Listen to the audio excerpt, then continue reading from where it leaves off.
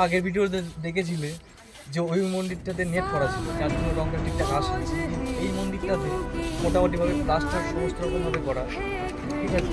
প্রত্যেকে বেটারভাবে এটা হবে আরও প্রত্যেকে, কারণ ওটাতে নেট করা ছিল, এটাতে নেট করা নেই, যে ওটা শুধুই প্লাস্টার করা।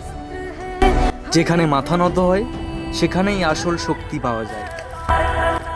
কিরকম হচ্ছে কিরকম রং? আর এই মন্দিরটা শুধু একটা জায়গা নয়, এটা অনেকেরই বিশ্বাস। একটু চেষ্টা করলে জায়গাটা আবার আগের মতো সুন্দর হয়ে ওঠে।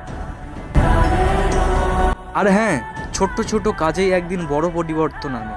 অপেক্ষা না করে আজ থেকেই শুরু করো।